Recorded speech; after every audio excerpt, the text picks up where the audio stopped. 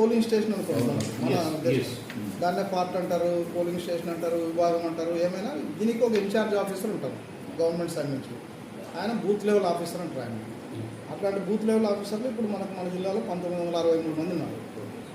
ఇప్పుడు మనకున్న voter strength total electors 16,52,453 మంది 2025 ఓటర్ లిస్టులో ఉన్నారు. 16,52,453 అంటే వీళ్ళంతా ఇప్పుడు మనకు 2025 voter list SSR special summary revision అయిపోయిన తర్వాత పబ్లిష్ చేసిన లిస్టులో 2025 అంటే అది ఎస్ఐఆర్ కాదు, అది ఎస్ఎస్ఆర్ ఉంటుంది, స్పెషల్ సమ్మరీ రివిజన్. ఇప్పుడు ఈ స్పెషల్ సమ్మరీ రివిజన్ ఓటర్ లిస్టుని ఒకసారి ఇంటెన్సివ్ ఎస్ఐఆర్ అంటే స్పెషల్ ఇంటెన్సివ్ రివిజన్ అని చేస్తున్నాం. ఈ స్పెషల్ ఇంటెన్సివ్ రివిజన్ అనేది గతంలో చాలాసార్లు జరిగింది. అంటే 10 సంవత్సరాలకు ఒకసారి. అప్పట్లో అయితే మనకు టీచర్లు వచ్చి ఇంటి దగ్గర వచ్చి రాసేవాళ్ళు, గుర్తుంటుంది. తర్వాత లాస్ట్గా జరిగింది ఏమంటే 2002లో జరిగింది. ఈ 2002లో జరిగినటువంటి ఇంటెన్సివ్ రివిజన్ని బేస్ తీసుకోమన్నారు. అంటే ఏదో ఒకటి బేస్ ప్రమాణం ఉండాలి. ఎందుకంటే కారణం ఏంటంటే మనకు దేశంలో బాగా గ్రోత్, అర్బన్ గ్రోత్ బాగా ఉంది. అట్లాగే డబుల్ ఓట్స్, డెడ్ ఓటర్స్ ఇంకా ఉంటున్నారు.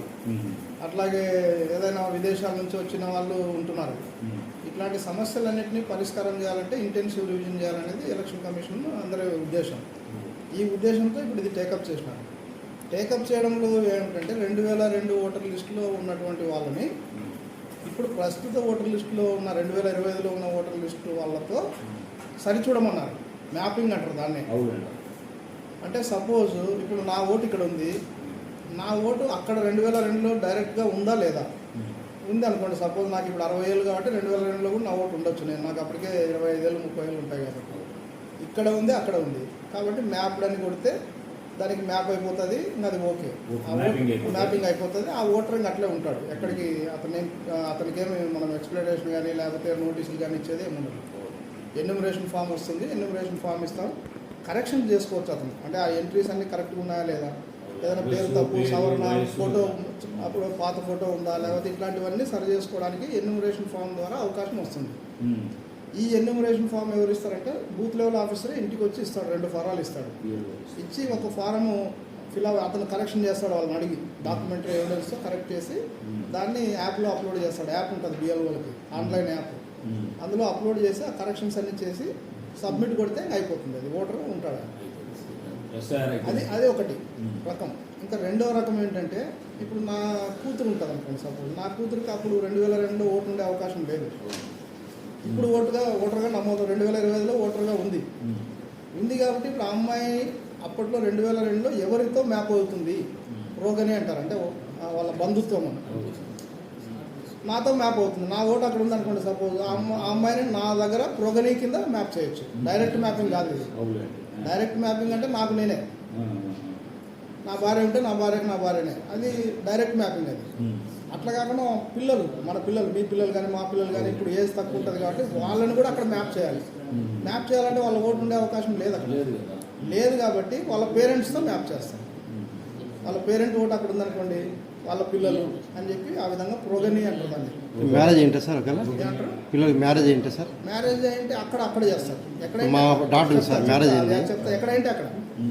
ఇది మ్యాపింగ్ చేసే విధానం. అంటే ప్రోగని కింద మ్యాప్ కావాలి లేదా డైరెక్ట్ అనే మ్యాప్ కావాలి. వాళ్ళ ఓట్లు అందులో అట్లే ఉంటాయి. డ్రాఫ్ట్ రోల్లో మనం పబ్లిష్ చేసే డ్రాఫ్ట్ రోల్లో వాళ్ళ ఓట్లు ఎక్కడికి పోవు. ప్రోగని కింద డైరెక్ట్ మ్యాప్ కింద లేకపోతే వాళ్లకు నోటీసులు ఇవ్వబడతాయి అనమాట. మీకు ఎవరు లేరు కదా, అప్పుడు ఏంటి మీరు ఎట్లా వచ్చారు అని చెప్పి నోటీస్ ఇస్తారు. ఆ నోటీస్ ఇచ్చినప్పుడు ఆయన ప్రాపర్గా ఎక్స్ప్లెయిన్ చేసుకుని ఎక్కడో చోట వాళ్ళ పేరెంట్స్ ఉండింటారు కదా, ఉండకుండా ఉండరు, వారసులు లేని వాళ్ళు ఎవరు ఉండరు. కాబట్టి ఆ డీటెయిల్స్ అప్పుడు ఇచ్చినా మ్యాప్ చేస్తారు. మళ్ళీ అంటే ఇంటికి వెళ్ళినప్పుడు నోటీస్ ఇచ్చిన ఎన్యూమరేషన్ ఫామ్ ఇచ్చే స్టేజ్లోనూ మ్యాప్ చేస్తారు. అక్కడ మ్యాప్ కాకపోతే మళ్ళీ డ్రాఫ్ట్ రోల్లో పబ్లిష్ చేసిన తర్వాత మేము నోటీసులు ఇస్తాం వాళ్ళకి. ఆ నోటీసులు ఇచ్చినప్పుడు కూడా వాళ్ళు రెస్పాండ్ అయ్యి సమాధానం చెప్పుకునే అవకాశం ఉంటుంది. ఈ విధంగా అన్నీ క్లోజ్ చేసిన తర్వాత డ్రాఫ్ట్ రోల్లో మేము పబ్లిష్ చేస్తాం. వాళ్ళ ఓట్లు ఎవరు ఓట్లు ఉంచాలో ఉంచి వీటన్నిటికీ సమాధానం దొరకని వాళ్ళని డ్రాఫ్ట్ రోల్లో నుంచి తొలగిస్తాం. తొలగించినప్పుడు కూడా వాళ్ళు ఏం చేయొచ్చు, మళ్ళీ 4 రోజులు అబ్జెక్షన్స్, క్లెయిమ్స్ అండ్ అబ్జెక్షన్స్కు టైం ఉంది. షెడ్యూల్ ఇచ్చినాం మనకి. ఆ షెడ్యూల్ ప్రకారం వాళ్ళు ఏం చేయొచ్చు, ఆ 1 మంత్ ప్రతి ఒక్కరూ తప్పనిసరిగా యూట్యూబ్లోకి వెళ్ళి కడప వార్తను లైక్ చేయండి, సబ్స్క్రైబ్ చేయండి. ఇట్లు మీ జి రమణయ్య, ఎడిటర్, కడప వార్త.